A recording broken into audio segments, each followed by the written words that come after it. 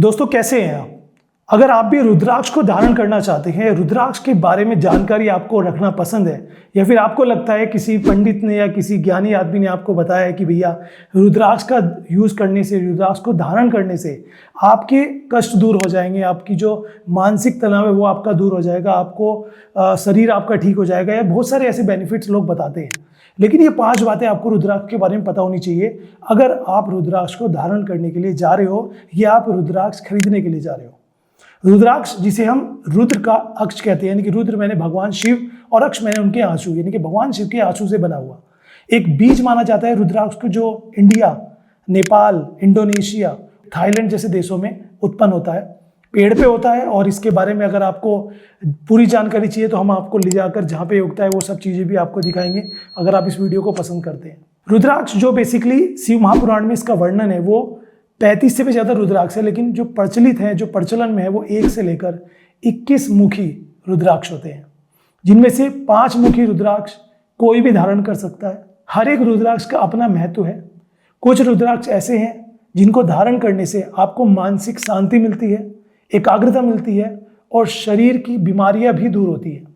और कुछ रुद्राक्ष से हनुमान जी प्रसन्न होते हैं, कुछ रुद्राक्ष से शिव जी प्रसन्न होते हैं। रुद्राक्ष का जनरली यूज बीमारियों को दूर करने, मानसिक शांति के लिए, एकाग्रता के लिए और एक पॉजिटिव ऊर्जा के लिए। जैसे होता है ना कभी कभी कि मुझे कुछ नींद अच्छी नहीं आ रही है या हमेशा गलत ख्याल आते हैं, कुछ इस तरह की चीज़ें रहती हैं, तो एक मानसिक शांति, पॉजिटिव एनर्जी जो आपको मिलेगी वो कहीं ना कहीं रुद्राक्ष से मिलती है। कुछ लोगों का तो कहना ये भी है कि अगर रुद्राक्ष को हम रात भर पानी में भिगो के रखें और उसके बाद उस पानी को पिएं तो उससे भी जो है हमारी पेट की बीमारियां दूर होने लगती है।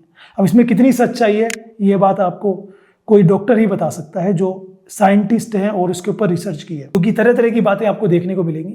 लेकिन हाँ, ये बात सच है कि रुद्राक्ष कहीं ना कहीं एक ऐसा बीज कह सकते हैं हम, जिसकी अलग अलग जो है मुखी होते हैं, 1 मुखी, 2 मुखी। अच्छा, जितने 1 मुखी काफ़ी महंगा रहता है। जनरली 5 मुखी और 7 मुखी रुद्राक्ष हैं, और रुद्राक्ष में धोखाधड़ी भी बहुत होती है, नकली और असली का भी बहुत बड़ा खेल है। तो उस पर भी हम वीडियो लेके आने वाले हैं और आपको बताएंगे कि कैसे आप पहचान सकते हैं असली और नकली रुद्राक्ष। मैं आपको अपना एक किस्सा बताता हूँ कि रुद्राक्ष, एक बार मैंने सप्तमुखी रुद्राक्ष को धारण क्या किया कि मेरे एक फ्रेंड नेपाल से मेरे लिए लेकर आए थे। ये बात आज से करीबन 10-11 साल पुरानी है। और मैंने, क्योंकि उसे धारण करने से पहले एक चीज़ और आपको पता होनी चाहिए कि धारण करने से पहले हमें रुद्राक्ष को पवित्र करना होता है, चाहे गंगा जल का यूज़ करें या उसकी पूजा कराएं या उसे शिव जी के जो शिवलिंग है उस पर हम समर्पित करें, उसके बाद हम उसे धारण करें। धारण किया मैंने, लेकिन क्या था कि मेरी जो राशि है, कुंभ राशि है, या फिर मान लीजिए ग्रह नक्षत्र है, उसके ऊपर भी रुद्राक्ष काम करता है नहीं करता, ये भी एक बहुत बड़ा पॉइंट होता है। 15 दिन के अंदर ही मुझे असर दिखने लगा, मुझे गुस्सा आने लगा, चीज़ें गलत होने लगी। फिर मैंने उसके बाद पता किया तो पता लगा कि हाँ, ये मुझे सूट नहीं कर रहा है।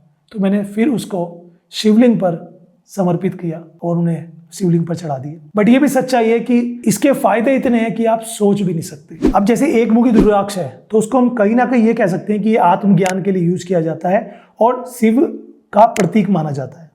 5 मुखी रुद्राक्ष है वो शांति के लिए यूज किया जाता है, सामान्य और ज्ञान के लिए यूज किया जाता है। तो 5 मुखी रुद्राक्ष को कोई भी धारण कर सकता है।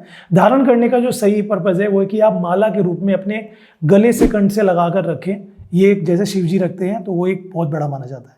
11 मुखी जो रुद्राक्ष है वो हनुमान जी को प्रिय है और हनुमान जी का आशीर्वाद उससे मिलता है। इससे साहस और पावर जो है, बल, वो हमें मिलता है, ऐसा सुनने को आता है। जो 14 मुखी रुद्राक्ष है वो तीसरी आंख खोलने वाला है, यानी कि दुर्लभ और शक्तिशाली है। तो ये सप्तमुखी और 14 मुखी रुद्राक्ष जो है वो आपको राशि के हिसाब से देखना होगा कि आप धारण कर सकते हो या नहीं कर सकते। ये थी आज की जानकारी रुद्राक्ष को लेकर। अगर आपको वीडियो अच्छी लगी है, मुझे इन चीज़ों में ना इंटरेस्ट है गाइस, और जब किसी चीज़ में इंटरेस्ट होते हैं तो कहते हैं कि उन चीज़ों पर रिसर्च करते हैं, उन्हें लोगों के साथ शेयर भी करना चाहिए। बाय बर्थ से मैं एक पंडित हूँ और घर में कुछ इस तरह का माहौल है कि पूजा पाठ का चलन है या फिर ग्रंथों की यहाँ पे हमारे यहाँ जो है पठन होता है, ग्रंथ पढ़े जाते हैं। ग्रंथ के अलावा अगर बात करें हम तरह तरह की कथाओं में और ऐसे लोगों से मिलना होता है कि इन चीज़ों में जानकारी होती है। मैं एक अकाउंट्स का लेक्चरर भी रहा हूँ और मेरा एक पढ़ाया हुआ स्टूडेंट जिसने संन्यास भी लिया था, 2 से 3 साल वो संन्यास अवस्था में रहा, मैं उनसे मिलने भी गया, तो वहाँ से मुझे काफ़ी जानकारियाँ मिली। तो आगे आपको अपने इस चैनल पर रुद्राक्ष से संबंधित जानकारियाँ देखने के लिए मिलेंगी, या जो धार्मिक चीज़ें हैं उनसे रिलेटेड जानकारी मिलेगी।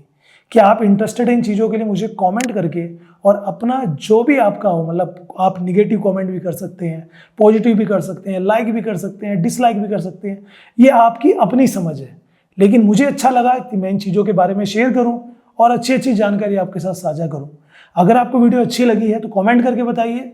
मैं आपके लिए लैब टेस्टिंग भी दिखाऊंगा कि कैसे आप रुद्राक्ष को पता कर सकते हो सही असली कौन सा है, नकली कौन सा है, कहाँ पर रुद्राक्ष होते हैं नेपाल में, मैं आपको वहाँ तक भी दिखा सकता हूँ। ये अगर आप परचेज करना चाहते हैं तो वो कहाँ से कर सकते हैं, इस पर भी हम आगे बात करेंगे। तो मिलते हैं आपसे एक बार फिर से। जय श्री राम, हर हर महादेव।